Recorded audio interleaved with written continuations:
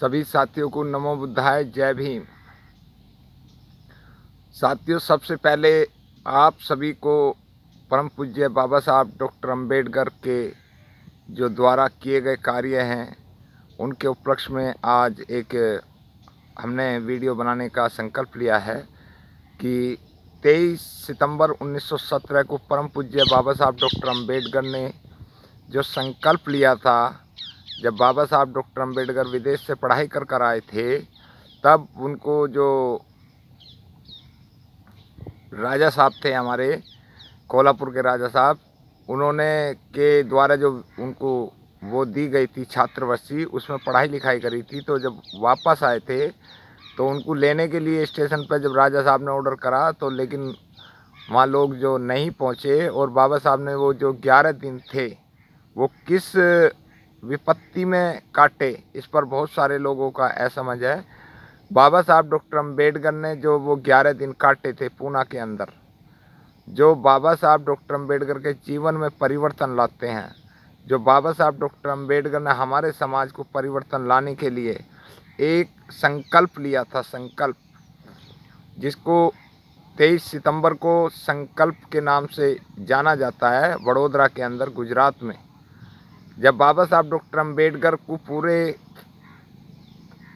उस राज्य के अंदर कहीं भी मकान नहीं मिला रहने के लिए, उनके जो दोस्त थे उन्होंने भी मना कर दिया, और जब वो उसके अंदर गए थे बाबा साहब डॉक्टर अंबेडकर धर्मशाला के अंदर, तो वो मुस्लिम धर्मशाला में गए तो मुसलमानों ने कहा कि हम गैर मुस्लिम को अपनी धर्मशाला में नहीं रोकते। उसके बाद बाबा साहब डॉक्टर अंबेडकर और दूसरी जगह भी गए, लेकिन फिर पारसी की धर्मशाला में गए तो पारसी में भी उन्हें नाम चेंज करने के बाद में रहना पड़ा। लेकिन 11 दिन के बाद में जब लोगों को पता चला तो बाबा साहब डॉक्टर अंबेडकर ने उनसे 2 घंटे की मोहलत मांगी, और उसके बाद फिर बाबा साहब को वो पारसी की जो धर्मशाला है वो भी छोड़नी पड़ी। जब बाबा साहब doctor Ambedkar Vadodara railway station पर आते हैं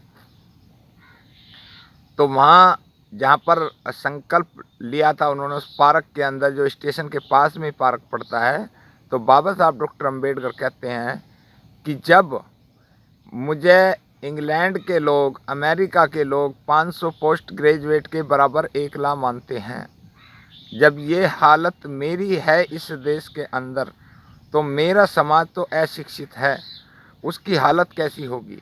तो इसलिए बाबा साहब डॉक्टर अंबेडकर वहाँ संकल्प लेते हैं कि अगर मैं इस व्यवस्था को सुधारने में कामयाब नहीं हुआ तो मेरा पढ़ाई लिखाई का कोई महत्व नहीं है, और मैं अगर इस सोए हुए समाज को नहीं जगा पाया तो फिर हमारा कोई समाज में जन्म लेने का भी अधिकार नहीं है। तभी मुझसे बाबा साहब डॉक्टर अंबेडकर कहते हैं कि अगर मैं सोए हुए समाज को नहीं जगा पाया तो मैं खुद को गोली मार दूंगा। वहीं से हमारे आंदोलन की शुरुआत होती है, हमारे लिए उदय होता है, और उदय होने के बाद जब हम आज 23 सितंबर संकल्प दिवस पर देश के कोने कोने से लोग पहुंच रहे हैं, सामाजिक, धार्मिक, राजनीतिक, लेकिन वो समस्या अभी तक हमारी हल नहीं हो रही है। दूसरा, मैं अब बात करूँगा 24 सितंबर 1873 को महामना ज्योतिबा फूले द्वारा सत्यशोधक समाज की स्थापना करी गई, और सत्यशोधक समाज यानी कि जाति वीन समाज। ज्योतिबा फूले जो उस टाइम पे एक क्रांतिकारी पैदा हुए पूना में, लेकिन उनका आंदोलन ज़्यादा दूर तक नहीं चल पाया, पूना तक ही चल पाया।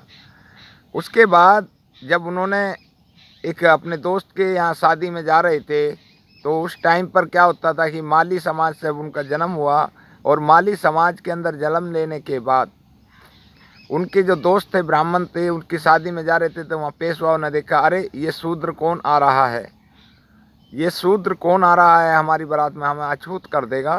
तो ज्योतिबा फूले को धक्का दिया गया और उनके साथ मारपीट भी की गई। तो रास्ते में जब ज्योतिबा फूले हटे तो उनको दिखा एक आदमी सामने खड़ा हुआ जो हंस रहा था, उसके पीछे झाड़ू बंधी हुई थी, उसके गले में मटकी पड़ी हुई थी, और वो हंस रहा था ज्योतिबा फूले के ऊपर। तो ज्योतिबा फूले ने देखा, अरे मुझे तो अभी से ही अपनी क्रांति, अपने अपमान का कड़वा सत्य जो है वो उजागर हो गया। इन लोगों ने हमें बता दिया कि हम शूद्र हैं, लेकिन ये एक ऐसा आदमी है जिसको सदियों से गुलामी की आदत पड़ी हुई है, इसको तो यही नहीं पता कि मैं इंसान हूँ या जानवर हूँ। तब ज्योतिबा फूले ने उसको पूछा कि भाई तुम हंस क्यों रहो, कि तुम्हें तो आज ही अपमान हुआ है, आज ही झटका लग गया, हमें तो सदियों से झटका लग रहा है, हमारी तो कुछ सुनने वाला ही नहीं है। तब ज्योतिबा फूले ने 24 सितंबर 1873 को सत्यशोधक समाज की स्थापना करी और वहीं से उन्होंने संकल्प लिया कि मैं इस सोए हुए समाज को जरूर जगाऊंगा। और इसी के लिए उन्होंने 1 जनवरी 1848 को स्थापना करी पूना के अंदर। उसके बाद उन्होंने 3 किताबें लिखी थी, सत्यशोधक समाज, किसान का कोड़ा और गुलामगिरी। गुलामगिरी जो पुस्तक है वो अपने आप में एक बहुत कुछ दर्शाती है, जो क्रांति का आगाज करती है। उसके बाद परम पूज्य बाबा साहब डॉक्टर अंबेडकर जी का आगमन होता है और आगमन होने के बाद बाबा साहब डॉक्टर अंबेडकर पढ़ने लिखने के लिए जो मेहनत करते हैं, उनका परिवार मेहनत करता है, जिसकी आज सफलता हमारे पूरे देश को, हमारे पूरे समाज को हो रही है। तो उसके बाद बाबा साहब डॉक्टर अंबेडकर ने, जब हमारे समाज के ऊपर शोषण होता था, अत्याचार आज भी होते हैं, उस टाइम पे ज़्यादा था, सुनवाई कुछ नहीं थी, तो बाबा साहब डॉक्टर अंबेडकर ने स्थापना करी समता सैनिक दल की, जिसकी मैं आप सभी को हार्दिक हार्दिक शुभकामना देता हूँ। आज 99 ईयर की स्थापना दिवस है। और इसके बाद आरएसएस ने स्थापना करी 1 साल बाद, जिसके 58 वर्ष 98 हुए हैं। लेकिन आरएसएस कहाँ पहुँच गया और समता सैनिक दल केवल दलदल में बटकर रह गया। जो काम समता सैनिक दल के कार्यकर्ताओं को करने थे वो कभी नहीं कर पाए। केवल पद, गरिमा, पद, मैं राष्ट्रीय अध्यक्ष, मैं फलाना अध्यक्ष, मैं ढिकाना अध्यक्ष, इसी में सिमट कर रह गए और कभी कोई समाज की लड़ाई लड़ने के लिए कार्य नहीं कर। उसके बाद परम पूज्य बाबा साहब डॉक्टर अंबेडकर ने दी बुद्धिस्ट सोसाइटी ऑफ इंडिया की स्थापना करी, जो बुद्धिस्ट सोसाइटी ऑफ इंडिया सामाजिक संगठन है। इसके भी बहुत सारे टुकड़े हमारे समाज के व्यक्तियों ने कर दिए, जिसकी स्थापना के बाद बाबा साहब ने कहा था कि ये धार्मिक लोग काम करेंगे, समाज को एकजुट करेंगे, लेकिन ये भी लोग कोई फलानी संस्था, कोई ढिकानी संस्था, कोई ऐसी कोई वैसी, इस संस्था में निमट कर रह गए। उसके बाद 24 सितंबर 1932 जो हमारे लिए आज धिक्कार दिवस है, जो हमारे लिए काला दिन है, जो हमारे लिए काला दिन है, ये काला दिन जो हमारे अधिकार खा गया, वो अधिकार थे 2 वोट, पूना पैक्ट के नाम से जाना जाता है, जिसमें अंग्रेज़ों ने हमें अगस्त में 1932 में ही हमें अधिकार दिए थे, जो बाबा साहब डॉक्टर अंबेडकर और मिस्टर गांधी एंड मिस्टर जिन्ना के बीच गोल में सम्मेलन हुआ था। इस गोल में सम्मेलन के अंदर जब बाबा साहब डॉक्टर अंबेडकर ने अंग्रेज़ों के सामने प्रस्ताव रखा, मिस्टर रेंजे मैग्नोल्ड के सामने जब बाबा साहब को निमंत्रण दिया गया कि आप भी अपनी बात रखिए, तो गांधी ने कहा कि मैं हिंदुओं की तरफ से आया हूं, उनकी वकालत करूंगा। मुसलमानों की तरफ से मिस्टर जिन्ना पहुंचे कि मैं मुस्लिमों का लीडर हूं। अब बाबा साहब डॉक्टर अंबेडकर हमारे दलित कह दो, वंचित कह दो, एससी कह दो, उनकी तरफ से थे, उनके साथ श्रीनिवास जी थे। तो पहली बार दुनिया के अंदर, हमें नहीं पता कब से दुनिया बनी है और कब से क्या इतिहास है, लेकिन हमें इतना अनुभव होता है आज की स्थिति के अनुकूल कि हमारी आवाज़ सुनने के लिए पहली बार किसी राजा ने हमारी आवाज़ सुनी। तब बाबा साहब डॉक्टर अंबेडकर को उठाया और बोलने के लिए कहा, तो बाबा साहब डॉक्टर अंबेडकर ने कहा कि मिस्टर रेंजे मैग्नोल्ड, आपके देश में आने से पहले भी हमारे साथ छुआछूत भेदभाव था अत्याचार थे और आपकी सरकार के बाद भी आपके आने का हमें कोई फ़ायदा नहीं हुआ। तब बाबा साहब डॉक्टर अम्बेडकर कहते हैं कि हमें हमारे देश के आज़ाद होने से पहले हमारे अधिकार हमें चाहिए। तब मिस्टर एन जे मैगनोल्ड कह रहे कि क्या आप हिंदू नहीं हो? तब बाबा साहब डॉक्टर अम्बेडकर कहते हैं कि ना मैं हम मुसलमान हैं ना हम हिंदू हैं, हम हैं अछूत वंचित एससी।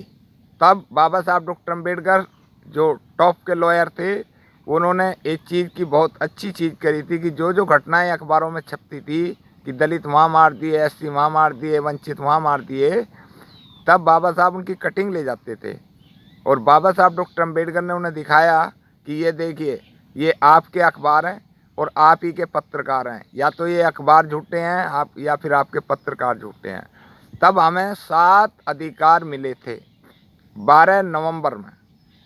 12 नवंबर को हमें अधिकार मिले थे और उसके बाद गांधी ने आमरण अनशन करा, लेकिन 2 वोट का अधिकार बाबा साहब ने कहा कि आपने 3 लाख रुपए मुस्लिम यूनिवर्सिटी अलीगढ़ को देते हो, 3 लाख रुपए जो हिंदुओं की यूनिवर्सिटी है जो बनारस के अंदर है BSU के नाम से, उसको देते हो, तो 3 लाख रुपए हमें भी चाहिए।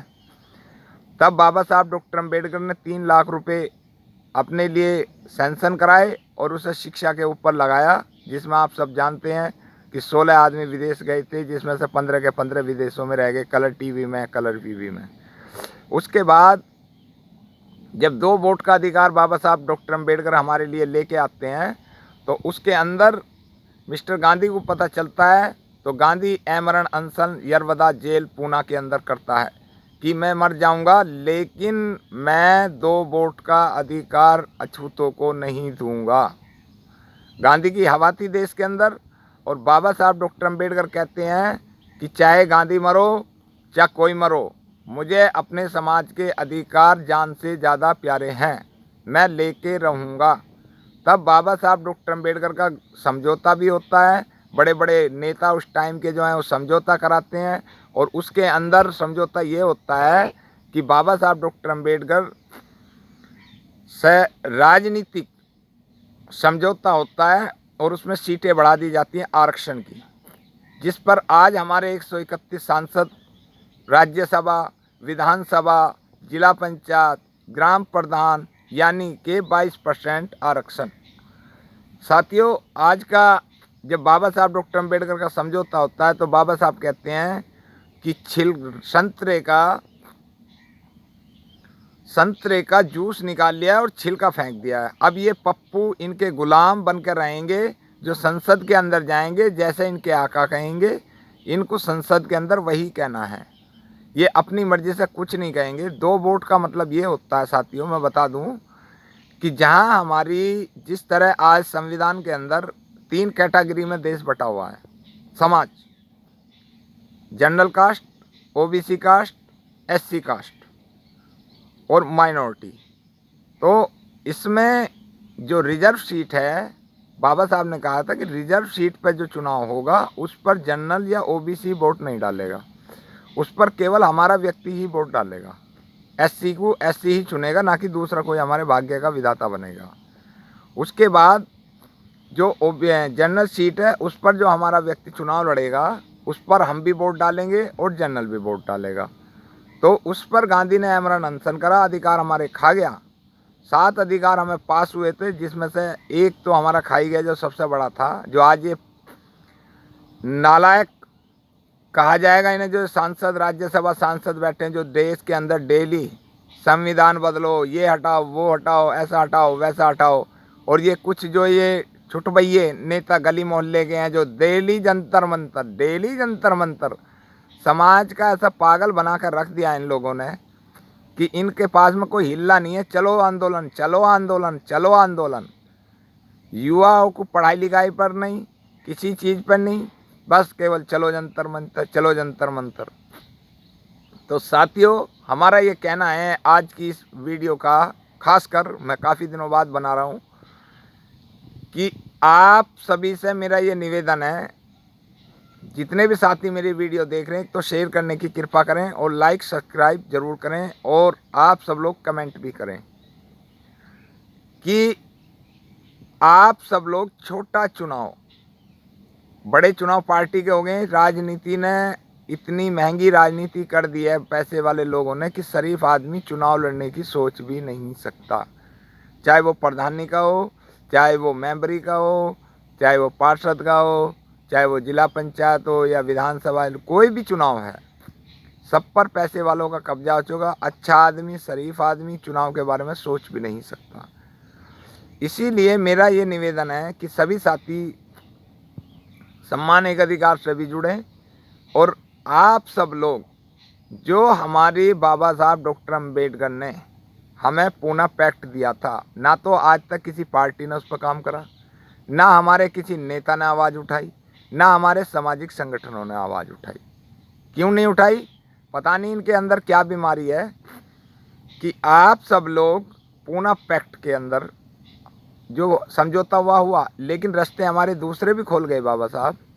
और वो रास्ते ये हैं कि जहाँ हमारी आधी आबादी है, जिस क्षेत्र के अंदर भी, वहाँ हम अपना व्यक्ति स्वयं चुनें, अपने व्यक्ति को ज़्यादा से ज़्यादा जिताएं और अपने वोट अपने व्यक्ति को दें।